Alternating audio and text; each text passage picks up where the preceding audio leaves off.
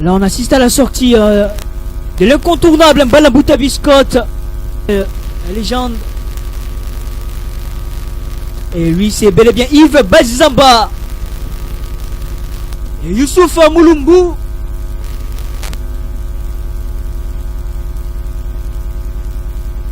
Et c'est donc la légende vivante, un trésor Mpoutou Mabitre, le trésor du football congolais.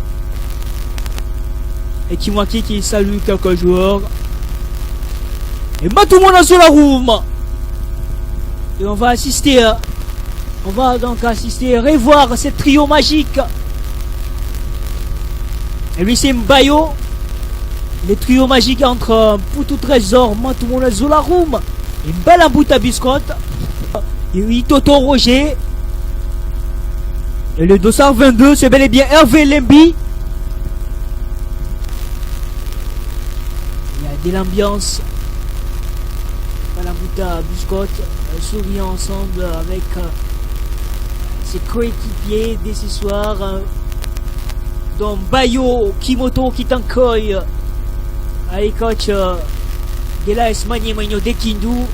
Il y a Dieu merci Bokani et autres. Et voilà les légendes du football africain qui vont s'aligner pour cette prise des photos souvenirs.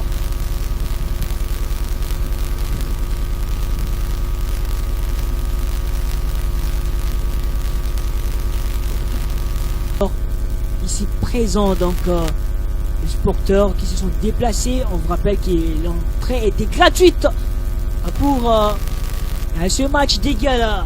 Bien, c'est donc parti pour ce match des galas entre les légendes du football congolais et les légendes du football africain. La passe pour trouver Pascal qui va se diriger dans le perche de Tokala. Il trouve son coéquipier, l'ouverture du score des légendes du football africain. Grâce à cette combinaison de Pascal Feindoudou qui a démarré tout seul, voilà Pascal, et il va donc trouver Patrick Mbouma qui permet, on y voit avec cette talonnade de Yemweni Ngidi,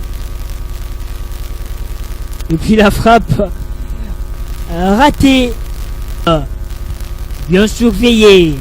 La réponse de légende du football africain est Kanou devant le portier Tokala. Il y a également Patrick Mboma, le deuxième but.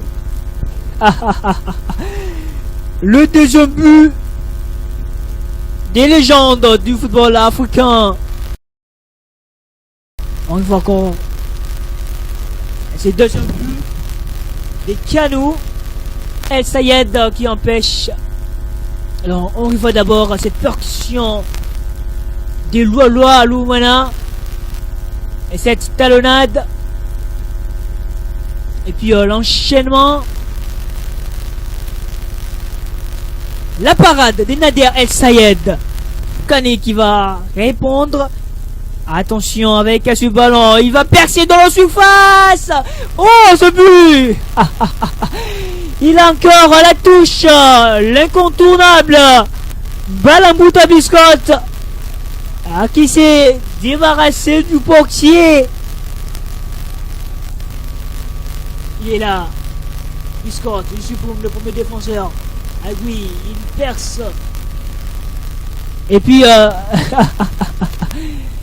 il place tranquillement sur le ballon. Mbalambouta Biscotte avec ce ballon pour Mulumbu Youssouf dans la surface. Le centre de Mulumbu, Dieu merci Bokani, le contrôle. Et puis Mpoutou Trésor dans le parage de la surface de réparation des légendes du football africain. Matoumana Zolaroum, Bokani pour Mpoutou Trésor. Il va marquer tranquillement. Et oui, le troisième but. Quelle belle combinaison et ces bijoux de Mpoutou Trésor. Nader El Sayed, on y voit encore Un coup de trésor pour Matoumona Zolaroum avec Gemersim Bokani. Et puis les trésors du football congolais pour marquer ces très très bons buts. Et 2 pour les légendes du football africain. Emmanuel Adebayor. La frappe Emmanuel Adebayor.